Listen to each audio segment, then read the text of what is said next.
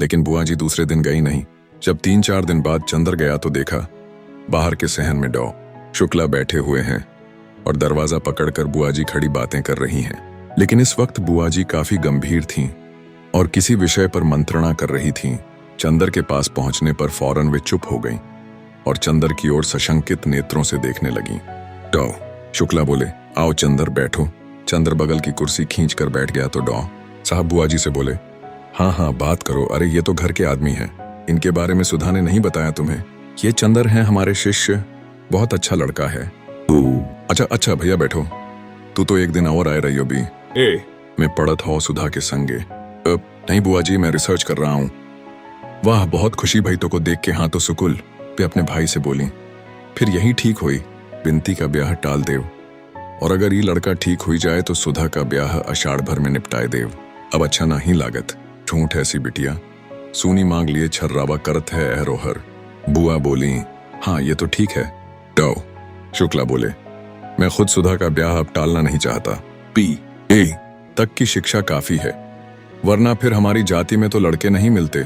लेकिन ये जो लड़का तुम बता रही हो तो घर वाले कुछ एतराज तो नहीं करेंगे? और फिर लड़का तो हमें अच्छा लगा, लेकिन घर वाले पता नहीं कैसे हों। अरे तो घर वालन से का करे का है तो को? लड़का तो अलग है, अपने आप पढ़ रहा है, और लड़की अलग रही है। न सास का डर न ननद की धौंस।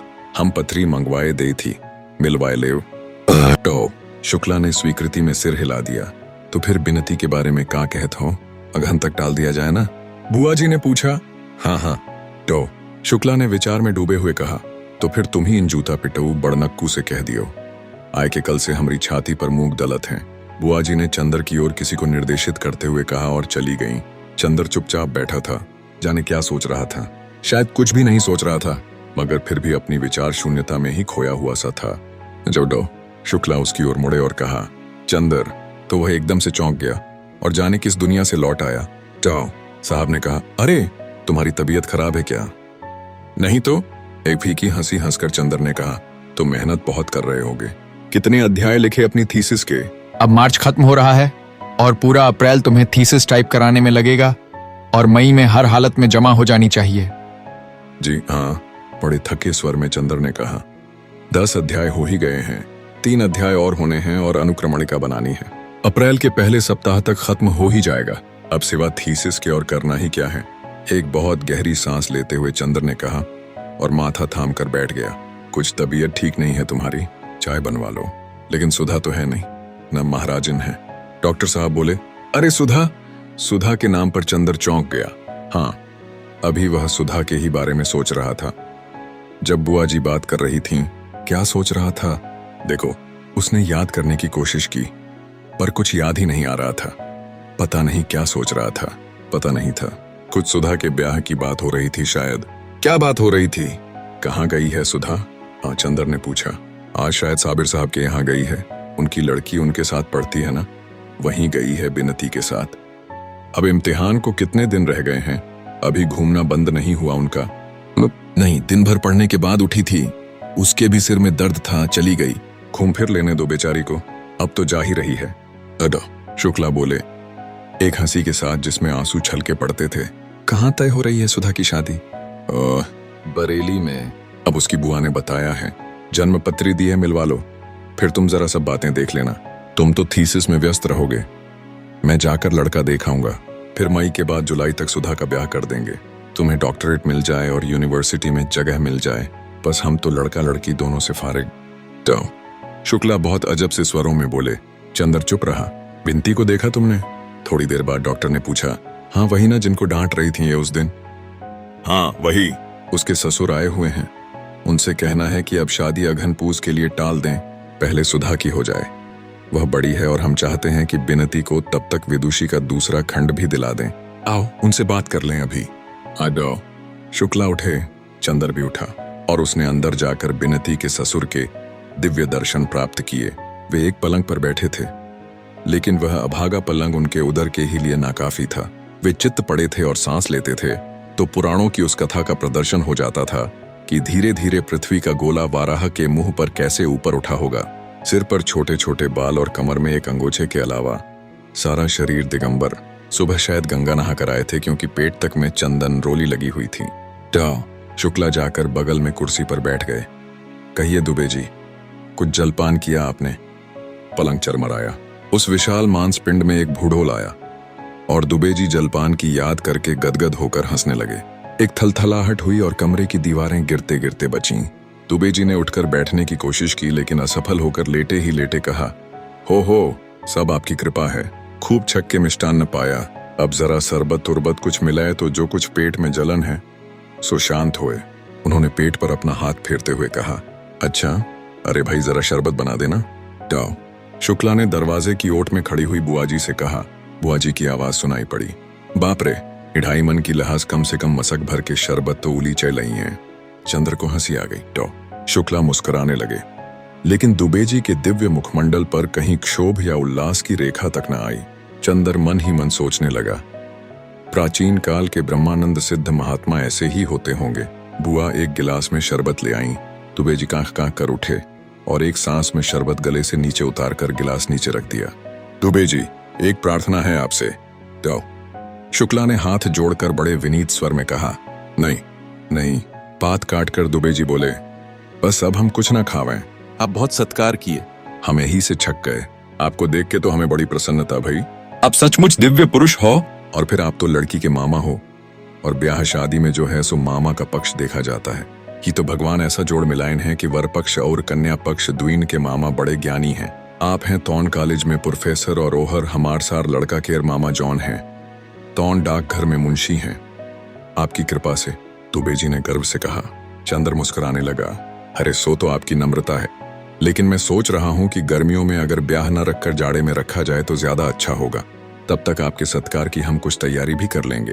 तो शुक्ला बोले। दुबे जी इसके लिए तैयार नहीं थे। वे बड़े अचरज में भरकर उनकी ओर देखने लगे, लेकिन बहुत कहने सुनने के बाद अंत में वे इस शर्त पर राजी हुए कि अगहन तक हर तीज त्योहार पर लड़के के लिए कुर्ता धोती का कपड़ा और 11-12 रुपये नजराना जाएगा, और अगहन में अगर ब्याह हो रहा है तो सास ननद और जिठानी के लिए गरम साड़ी जाएगी, और जब जब दुबे जी गंगा नहाने प्रयागराज आएंगे तो उनका रोचना एक थाल, कपड़े और एक स्वर्ण मंडित जौ से होगा। जब शुक्ला ने यह स्वीकार कर लिया तो दुबे जी ने उठकर अपना झालम झोला कुर्ता गले में अटकाया और अपनी गठरी हाथ में उठाकर बोले, अच्छा तो अब आज्ञा देव, हम चलिए अब, और ₹1 लड़की को दे दियो, अब बात पक्की है। और अपनी टेंट से उन्होंने एक मुड़ा मुड़ाया तेल लगा हुआ ₹5 का नोट निकाला और साहब को दे दिया। चंदर एक तांगा कर दो दुबे जी को। अच्छा आओ हम भी चलें। जब ये लोग लौटे तो बुआ जी एक थैली से कुछ धर निकाल रही थीं। शुक्ला ने नोट बुआ जी को देते हुए कहा, लो ये दे गए तुम्हारे समधी जी लड़की को। 5 का नोट देखा तो बुआ जी सुलग उठी। न गहना न गुड़िया, ब्याह पक्का कर गए ई कागज के टुकड़े से। अपना आप तो सोना और रुपया और कपड़ा सब लीलय को तैयार, और देत के दाई पेट पिराता है जूता पिटों का। अरे राम चाही तो जमदूत, ई लहास की बोटी बोटी करके राम जी के कुत्तन को खेली है। चंदर हंसी के मारे पागल हो गया। बुआ जी ने थैली का मुंह बांधा और बोली, अबहिन तक बिनती का पता न, और ऊ तुर्कन मलेच्छन के हियां कुछ खा पी लिहिस तो फिर हमरे हियां गुजारा ना ही ना ओका। बड़ी आजाद हुई गई है सुधा की सह पाए के। अवय देव, आज हम भद्रा उतारी थी। शुक्ला अपने कमरे में चले गए। चंदर को प्यास लगी थी। उसने बुआ जी से एक गिलास पानी मांगा। बुआ ने एक गिलास में पानी दिया और बोली, बैठ के पियो बेटा, बैठ के, कुछ खाए का दे। नहीं बुआ जी। बुआ बैठकर हंसिया से कटहल छीलने लगी और चंदर पानी पीता हुआ सोचने लगा, बुआ जी सभी से इतनी मीठी बात करती हैं तो आखिर बिनती से ही इतनी कटु क्यों है। इतने में अंदर चप्पलों की आहट सुनाई पड़ी। चंदर ने देखा सुधा और बिनती आ गई थी। सुधा अपनी चप्पल उतार कर अपने कमरे में चली गई और बिनती आंगन में आई। बुआ जी के पास आकर बोली, लाओ हम तरकारी काट दें। चल हटो, और पहले नहाओ जाए के, कुछ खाए तो न रहे हो। इतनी देर कहाँ घूमती रही हो? हम खूब अच्छी तरह जानी थी तू हमार नाक कटाइन के रहबो। पतुरियन के ढंग सीखे हैं। बिन्नती चुप। एक तीखी वेदना का भाव उसके मुंह पर आया। उसने आंखें झुका ली, रोई नहीं, और चुपचाप सिर झुकाए हुए सुधा के कमरे में चली गई। चंदर क्षण भर खड़ा रहा, फिर सुधा के पास गया। सुधा के कमरे में अकेले बिनती खाट पर पड़ी थी, औंधे मुंह तकिया में मुंह छिपाए। चंदर को जाने कैसा लगा। उसके मन में बेहद तरस आ रहा था इस बेचारी लड़की के लिए, जिसके पिता हैं ही नहीं और जिसे प्रताड़ना के सिवा कुछ नहीं मिला। चंदर को बहुत ही ममता लग रही थी इस अभागिनी के लिए। वह सोचने लगा, कितना अंतर है दोनों बहनों में। एक बचपन से ही कितने असीम दुलार, वैभव और स्नेह में पली है, और दूसरी प्रताड़ना और कितने अपमान में पली, और वह भी अपनी ही सगी माँ से, जो दुनिया भर के प्रति स्नेहमयी है। अपनी लड़की को छोड़कर वह कुर्सी पर बैठकर चुपचाप यही सोचने लगा, अब आगे भी इस बेचारी को क्या सुख मिलेगा। ससुराल कैसी है यह तो ससुर को देखकर ही मालूम देता है। इतने में सुधा कपड़े बदलकर हाथ में किताब लिए उसे पढ़ती हुई उसी में डूबी हुई आई और खाट पर बैठ गई। अरे बिनती, कैसे पड़ी हो? अच्छा तुम हो चंदर? बिनती उठो, उसने बिनती की पीठ पर हाथ रखकर कहा। बिनती जो अभी तक निचेष्ट पड़ी थी, सुधा के ममता भरे स्पर्श पर फूट फूट कर रो पड़ी। तो सुधा ने चंदर से कहा, क्या हुआ बिनती रानी को? और बिनती भी जोरों से सिसकियां भरने लगी। तो सुधा ने चंदर से कहा, कुछ तुमने कहा होगा, 14 दिन बाद आए और आते ही लगे रुलाने उसे। कुछ कहा होगा तुमने, समझ गए, घूमने के लिए उसे भी डांटा होगा। हम साफ साफ बताए देते हैं चंदर, हम तुम्हारी डांट सह लेते हैं, इसके ये मतलब नहीं कि अब तुम इस बेचारी पर भी रोब झाड़ने लगो। तो तुम्हारे दिमाग का कोई पुर्जा ढीला हो गया है क्या? मैं क्यों कहूंगा बिनती को कुछ, बस फिर यही बात तुम्हारी बुरी लगती है। सुधा बिगड़ कर बोली, क्यों नहीं कहोगे बिनती को कुछ? जब हमें कहते हो तो उसे क्यों नहीं कहोगे? हम तुम्हारे अपने हैं तो क्या वो तुम्हारी अपनी नहीं है? चंदर हंस पड़ा, सो क्यों नहीं है, लेकिन तुम्हारे साथ ना ऐसे निभाह ना वैसे निभाह, ये सब कुछ हम नहीं जानते। क्यों रो रही है यह? सुधा बोली धमकी के स्वर में। बुआ जी ने कुछ कहा था। चंदर बोला, अरे तो उसके लिए क्या रोना, इतना समझाया तुझे कि उनकी तो आदत है, हंसकर टाल दिया कर। चल उठ, हंसती है कि गुदगुदाऊं? सुधा ने गुदगुदाते हुए कहा। बिन्नती ने उसका हाथ पकड़कर झटक दिया और फिर सिसकियां भरने लगी। नहीं मानेगी तू? सुधा बोली, अभी ठीक करती हूं तुझे मैं। चंदर पकड़ो तो इसका हाथ। चंदर चुप रहा, नहीं उठे। उठो, तुम इसका हाथ पकड़ लो तो हम अभी इसे हंसाते हैं। सुधा ने चंदर का हाथ पकड़कर बिनती की ओर बढ़ते हुए कहा। चंदर ने अपना हाथ खींच लिया और बोला, वह तो रो रही है और तुम बजाय समझाने के उसे परेशान कर रही हो। अरे जानते हो क्यों रो रही है? अभी इसके ससुर आए थे, वो बहुत मोटे थे तो ये सोच रही है कहीं वो भी मोटे हों। सुधा ने फिर उसकी गर्दन गुदगुदाकर कहा। बिनती हंस पड़ी। सुधा उछल पड़ी, लो ये तो हंस पड़ी, अब रोगी? अब फिर सुधा ने गुदगुदाना शुरू किया। बिनती पहले तो हंसी से लौट गई, फिर पल्ला संभालते हुए बोली, छे दीदी, वो बैठे हैं कि नहीं? और उठकर बाहर जाने लगी। कहाँ चली? सुधा ने पूछा। जा रही हूं नहाने। बिनती पल्लू से सिर ढकते हुए चल दी। क्यों? मैंने तेरा बदन छू दिया इसलिए? सुधा हंसकर बोली। ऐ चंदर, वो गेसू का छोटा भाई है ना हसरत, मैंने उसे छू लिया तो फौरन उसने जाकर अपना मुंह साबुन से धोया और अम्मी जान से बोला, मेरा मुंह झूठा हो गया। और आज हमने गेसू के अख्तर मियाँ को देखा, बड़े मजे के हैं। मैं तो गेसू से बात करती रही, लेकिन बिन्नती और फूल ने बहुत छेड़ा उन्हें, बेचारे घबरा गए। फूल बहुत चुलबुली है और बड़ी नाजुक है, बड़ी बोलने वाली है और बिनती और फूल का खूब जोड़ मिला। दोनों खूब गाती हैं। बिनती गाती भी है? चंद्र ने पूछा। हमने तो रोते ही देखा। अरे बहुत अच्छा गाती है, इसने एक गांव का गाना बहुत अच्छा गाया था। अरे देखो वह सब बताने में हम तुम पर गुस्सा होना तो भूल ही गए। कहाँ रहे 4 रोज? बोलो बताओ जल्दी से। व्यस्त थे सुधा, अब थीसिस 3 हिस्सा लिख गई। इधर हम लगातार 5 घंटे से बैठकर लिखते थे। चंद्र बोला, 5 घंटे? सुधा बोली, दूध आजकल पीते हो कि नहीं? हाँ 3 गायें खरीद ली हैं। चंद्र बोला, नहीं मजाक नहीं, कुछ खाते पीते रहना, कहीं तबीयत खराब हुई तो अब हमारा इम्तिहान है, पड़े पड़े मक्खी मारोगे और अब हम देखने भी नहीं आ सकेंगे। अब कितना कोर्स बाकी है तुम्हारा? कोर्स तो खत्म था हमारा, कुछ कठिनाइयां थीं, सो पिछले 2-3 हफ्ते में मास्टर साहब ने बता दी थीं, अब दोहराना है। लेकिन बिनती का इम्तिहान मई में है, उसे भी तो पढ़ाना है।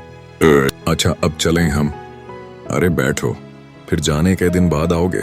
आज बुआ तो चली जाएंगी, फिर कल से यहीं पढ़ो ना। तुमने बिनती के ससुर को देखा था? हाँ देखा था। चंद्र उनकी रूपरेखा याद करके हंस पड़ा। बाप रे, पूरे टैंक थे वे तो। बिनती की ननद से तुम्हारा ब्याह करवा दें, करोगे? सुधा बोली, लड़की इतनी ही मोटी है, उसे कभी डांट लेना तो देखेंगे तुम्हारी हिम्मत। ब्याह?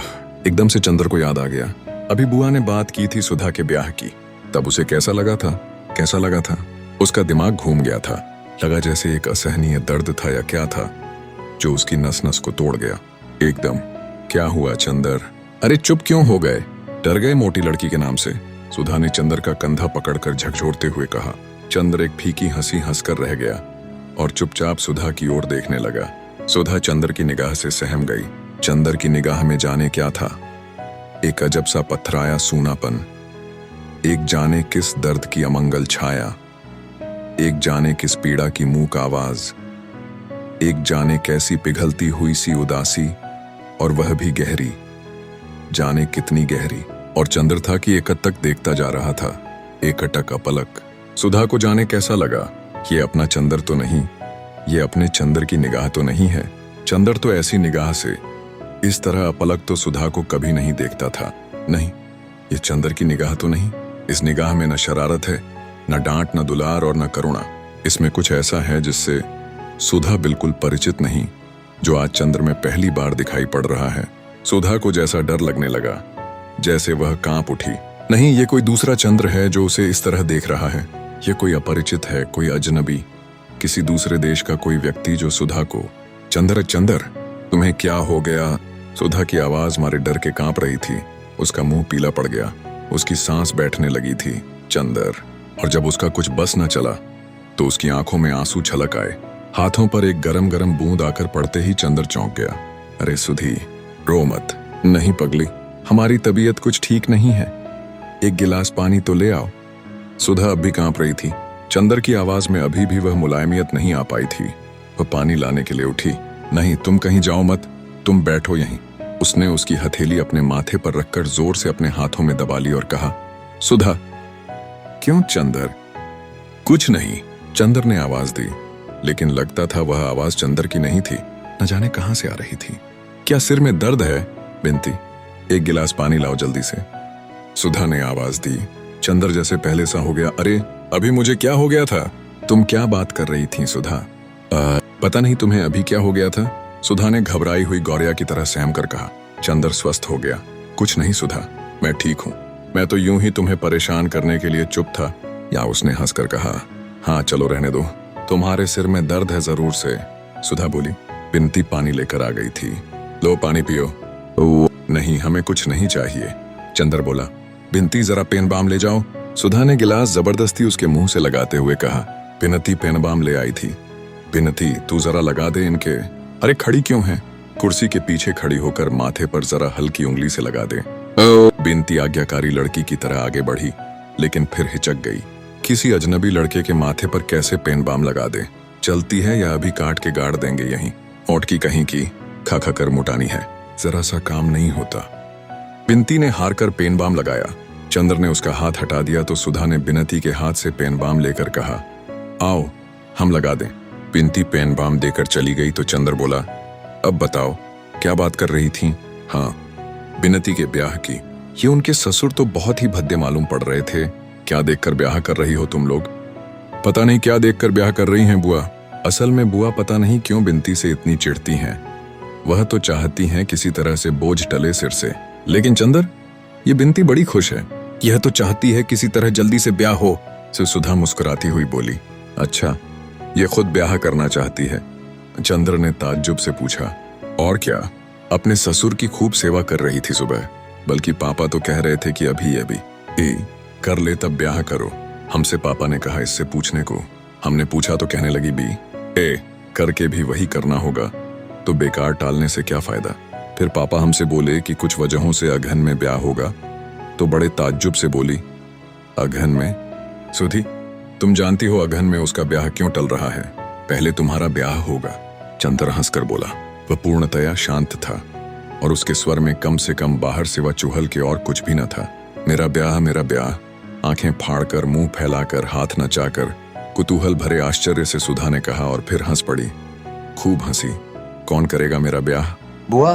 पापा करने ही नहीं देंगे। हमारे बिना पापा का काम ही नहीं चलेगा। और बाबू साहब, तुम किस पर आकर रंग जमाओगे? ब्याह मेरा। सुधा ने मुंह बिचकाकर उपेक्षा से कहा। नहीं सुधा, मैं गंभीरता से कह रहा हूं। 3-4 महीने के अंदर तुम्हारा ब्याह हो जाएगा, चंद्र उसे विश्वास दिलाते हुए बोला। अरे जाओ, सुधा ने हंसते हुए कहा। ऐसे हम तुम्हारे बनाने में आ जाएं तो हो चुका। अच्छा जाने दो। तुम्हारे पास कोई पोस्ट कार्ड है? लाओ जरा इस कॉमरेड को एक चिट्ठी तो लिख दें। चंद्र बात बदल कर बोला। पता नहीं क्यों इस विषय की बात के चलने में उसे कैसा लगता था। कौन कामरेड? सुधा ने पूछा। तुम भी कम्युनिस्ट हो गए क्या? नहीं जी, वो बरेली का सोशलिस्ट लड़का कैलाश जिसने झगड़े में हम लोगों की जान बचाई थी। हमने तुम्हें बताया नहीं था सब किस्सा उस झगड़े का, जब हम और पापा बाहर गए थे। हाँ बताया था। उसे जरूर खत लिख दो, सुधा ने पोस्ट कार्ड देते हुए कहा।